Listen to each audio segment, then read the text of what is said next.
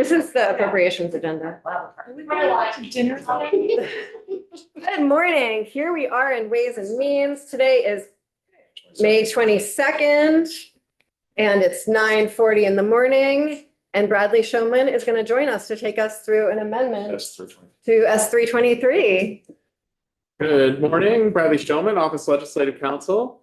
And today I'm taking you through an amendment to S323. And the amendment is draft number 2.1. House Appropriations approved this amendment yesterday.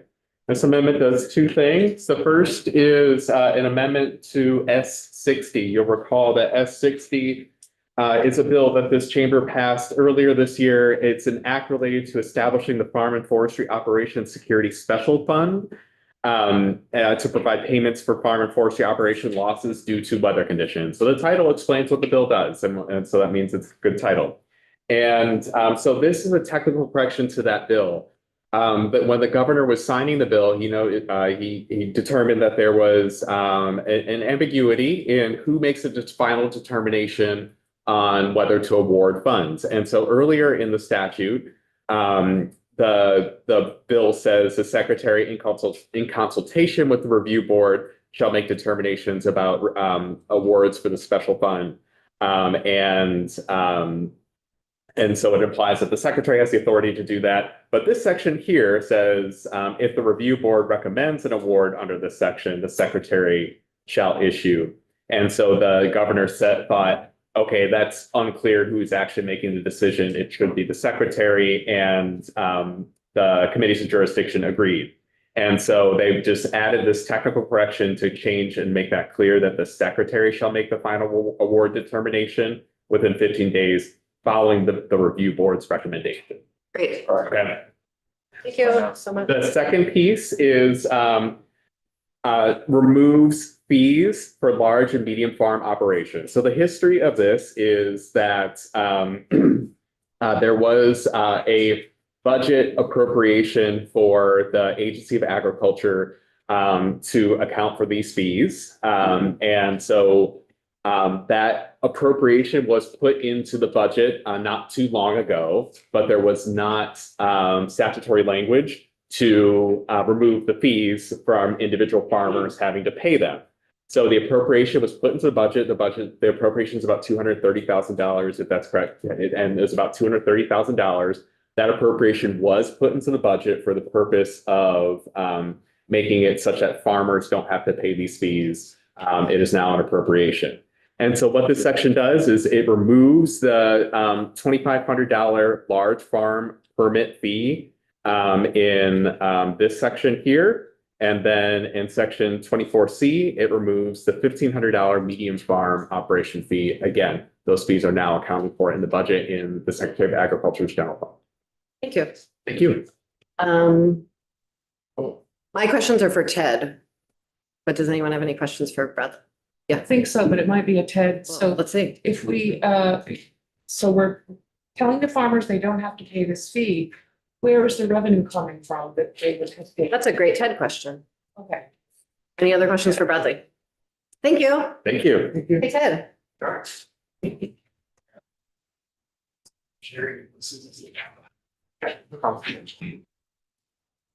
Ted Burnett, Joint Fiscal Office. Then Brannigan's question. Sure.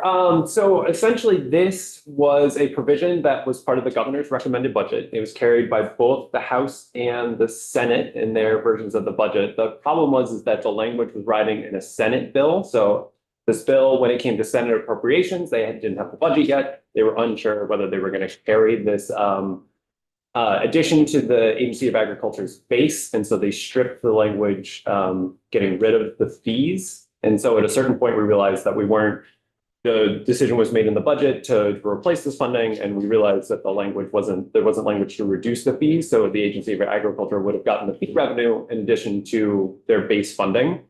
So the money is an increase in the Agency of Agriculture, Food and Markets base. It shows up essentially in a B section of the budget, B 225.2. So the numbers there are essentially 231,000 higher than they would have been.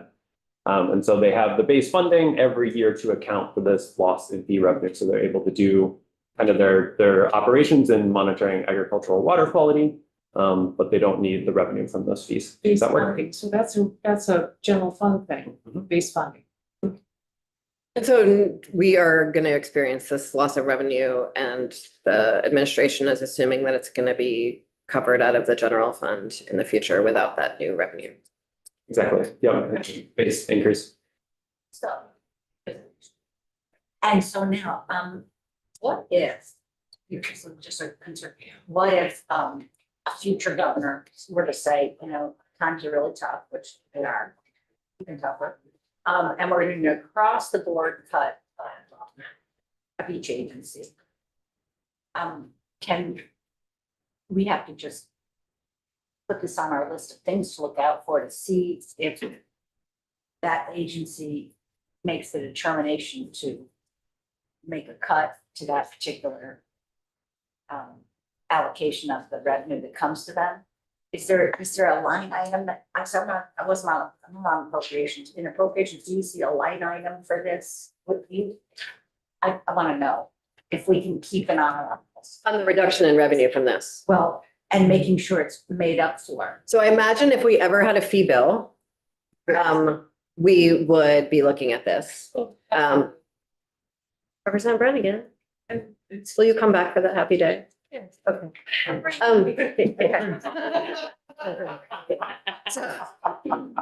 Cupcakes that spell out fee bill. Yeah, If we had a fee bill, and when we had a fee bill, we would be able to look at these fees. And so if, so there's still fees there are still fees around this fee. And so the absence of this fee, I assume, would come up in a fee bill, right?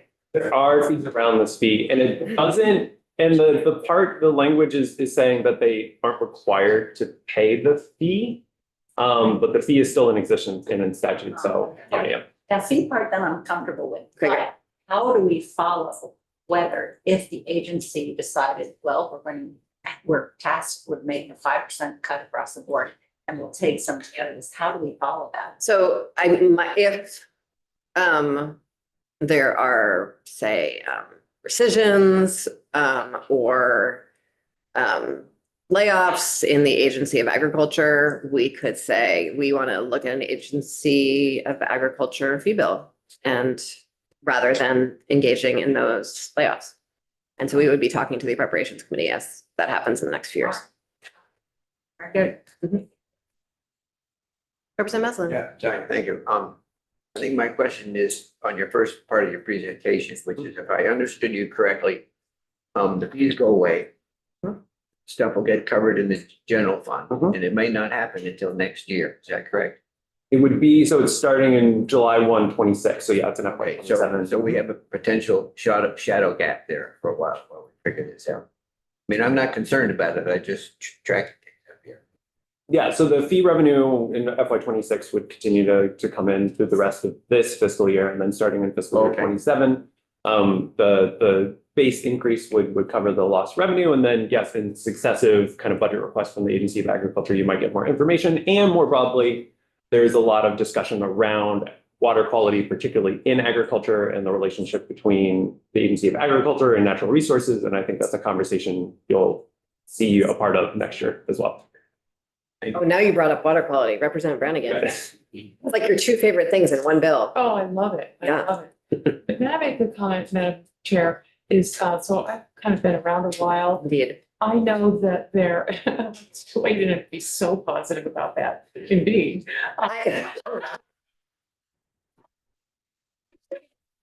Historical perspective. Representative Brannigan. Oh, my. What do I want to say? So you certainly don't look as though you've been around a long time. Yeah. But your knowledge shows that you have Yes. wisdom, yeah. Speaking of knowledge, there have been times in my history when agriculture has really taken it on the chin Indeed. and ended up with cuts that they didn't ask for, didn't deserve. And it's people like the slaughterhouse guys, the Yes. there. I mean, that was terrible. And then something happened with the gasoline pumps, where there's an automatic tax in there. And I forget the details on that one, but it was all blamed on the Agency of Agriculture when the reason was they didn't have the help. They had to fire a bunch of people to make their budget balance. So keep an eye on that you don't leave them in a desperate situation, really. It wouldn't be fair. Agriculture is one of the two best things Vermont is known for. Well, maybe three. I hope you're including the maple. Okay, yes, Representative Kimball. Can you tell me how long the fee has been in place and what the trajectory of the fee has been?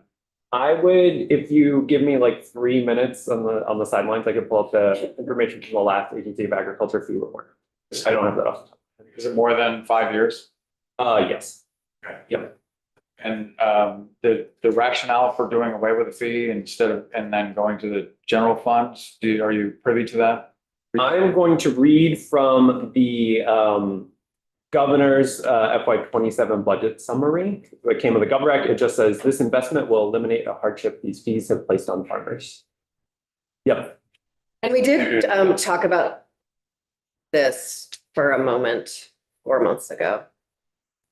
I remember We that. did actually, but it was, yeah, yes. What I like about Representative Kimball's question is, if this is expected, if it's been on an upward trajectory, what you're saying, then we would have to be sure that the general fund would be increased its contribution to the clean water, the agricultural water quality special fund over time. I suspect it's probably been declining because of the number of farms that are paying the fee, but I don't know. Find out. Yeah, but I can. Okay. Thank you. This is for large and medium farms, Mhm. both. Yep. Not small farms. They don't pay a fee. They don't pay a fee. Yeah, it's just medium and large. Thank you. Yep. Oh, yes, sorry, don't go anywhere. Together, you have a large farm. How much are we helping the large? So the large farms pay a larger fee, so it's $2,500 fee. Medium farm operations pay a $1,500 fee. It depends on the number of animals on the farm, and there's a long list that includes cows, pigs, turkeys, lamb and sheep, chickens, and it depends on whether they have systems to manage the manure of those animals. So yeah, it's kind of an animal threshold, and yes, there's a distinction between large and medium based And on what that. revenue do they generate as a large farm generate? I am looking on large farm operation permits are about $90,000 per year. And so the medium would be the balance of that, which is about 140,000. Thank you. Yep. All those in favor of accepting the amendment, sorry, does anyone need anything else? All those in favor of accepting the amendment from appropriations? All those opposed? So we struck with 11-0-0 on the. Does anyone remember who, you don't have to remember, you have it written down. Great, thanks, Charlie. Charlie is supporting this. Okay, onwards to S 278. Sophie, you're somewhere. There you are. Hi. Are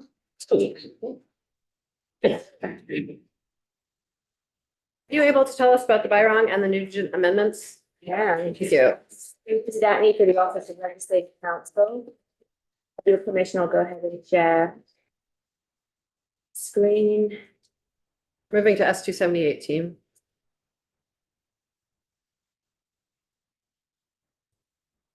So yes, I just pulled that one up first.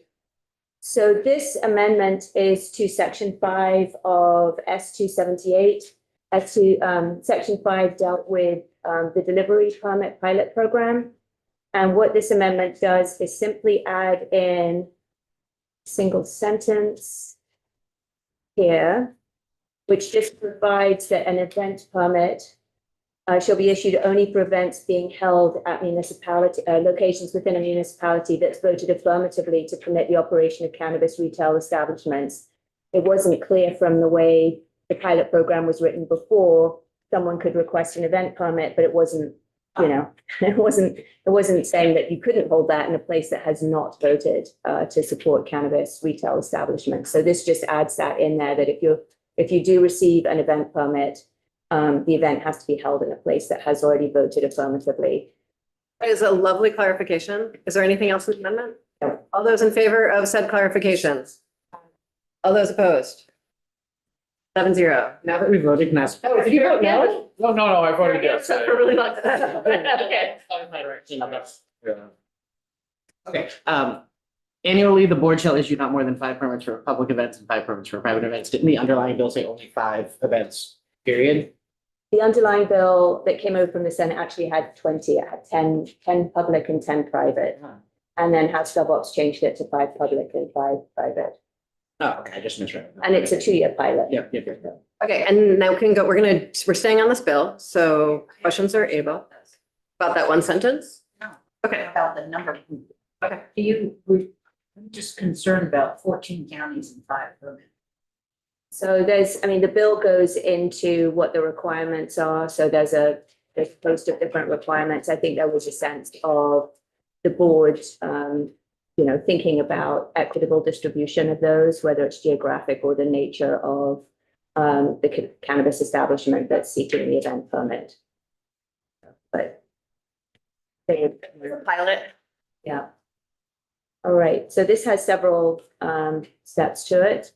So the first instance is striking out section 1 of the bill. Section 1 is the provision that provided to increase serving size to have 200 milligrams instead of 100 milligram in it. So this would just remove that section, so it would go back so that the individual packages themselves continue to be 100 milligrams. The second one essentially deletes the entire section 11, which was dealing with municipalities. That was allowing voters to petition to be able to hold a vote on retail establishments. It also provided some exemptions from public nuisance regulations for tier 1 manufacturers or cultivators, I don't remember exactly. And then the third thing was it prohibited municipalities that had voted to approve cannabis retail establishments from them imposing such stringent bylaws and ordinances that it effectively prevented them from operating. So section 11 would have done all those things. This amendment essentially removes all that. The only reason it has language in here is because, if you remember, other sections of the bill had conforming amendments to remove the reference to integrated licenses. So section 11 is now amended just to make that correction. So to remove the 5 references to integrated licenses that were in that section of the statute. Section 3 adds a new section 12A, which again, I think this committee is aware of. This came up last time I was in here. And this is language to allow the Cannabis Control Board to enforce final administrative penalties in the Superior Court, because they didn't actually have that authority at the moment. And then fourth, section 32 is the effective date. And what this does in practice is section 10A was the provision that was cutting the outdoor cultivator fees in half, or approximately half, not all of them were half, but cutting them in half. And it was going to be on a contingency basis that if they received $105,000 into the Cannabis Regulation Fund, then that reduction in fees would go into effect January 1 of 27. What this does is remove the contingency and just say that reduction in outdoor cultivator fees will go into effect July 1 of 2027. So E and C, sorry, line 9, Oh, it should line be. 13. Oh, yeah. Line 9 and line 13 are amendments that we talked about in here that I handed off to Representative Byron so that there weren't even more amendments. Questions about this? So the governance changes don't have any. Are there fiscal impacts from these things? You can, for the first 2 pieces, there was some testimony or some reports that some aspects of Vermont's kind of adult use regulated market were keeping some people from participating in it, and so the package limits may have been a constraint for folks. I don't really see a huge fiscal impact from that piece. Really, the main part is this fee change in FY 27 from a contingency taking effect in fiscal year 28. Thanks. Any questions for Sophie? Yes. Are we talking, so the last section C there, remember there was $105,000 that was gonna be used to reduce those amounts for certain growers. Is that part of that as well? So what was in the original bill was that with this reduction in the outdoor cultivator fee, there was going to be, it was contingent on there being $105,000 going into the regulation fund. So that contingency has gone. Right. So now this just effectively is saying that as of July 1, 2027, outdoor cultivators will pay half as much in fees as they're currently paying. And appropriations did that, right? Appropriations took out that. No, we did, yeah. Okay. Yeah. or we are right now, if, Okay, thanks. anyone else? Thank you, Sophie. Do you want to talk about the third amendment that's in the calendar for today? That sponsor did not come here yet, so I don't know. Let's straw poll this. Did we straw poll the First Amendment? Yes. Straw poll the Second Amendment. All those in favor of the Byron Amendment? All those opposed? Right, it's straw polled 11-0-0 in favor of the Byron Amendment. Thank you. Representative Higley, we're getting some yes votes from you on this bill. Oh, right. Yeah, it's exciting times. Let's hold off on that one. Thanks. And thank you, Sophie. So the last thing we have left for this morning is, last time we were gathered, which was at some point yesterday, we talked about straw polling S-190. Is that the right number? Yeah. Yes. S-190 on the floor, because we wanted to wait until after the healthcare committee had voted. Healthcare committee has voted. And This is reference-based pricing that we talked about, yeah. Thanks, Will. thank you, cannabis folks. Thanks,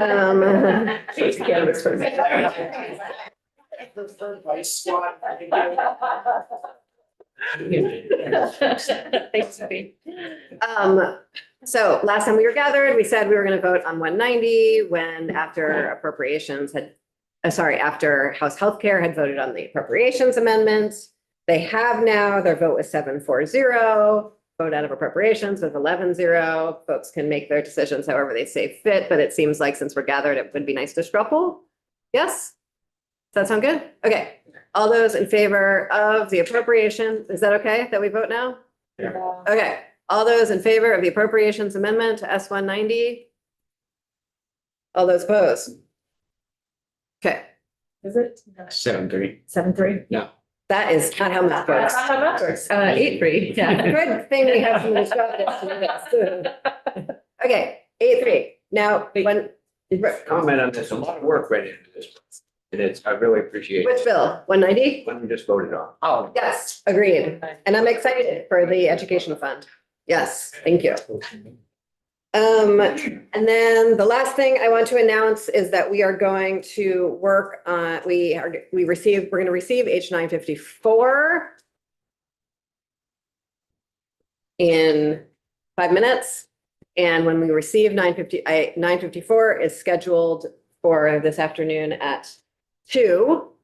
That is a charter change from Stowe. Okay. Oh, And then probably, and we probably we'll see if we can vote on that or not. And then we will schedule anything else that is on our wall for Tuesday or Wednesday. okay. Because we're not going home today, folks. I don't know if anyone, 1% addition to the local option. indeed it is. Okay.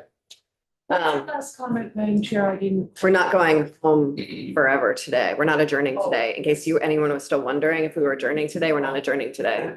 Okay. Monday, I'm always asking about. Monday is Memorial Day, and so we are not meeting.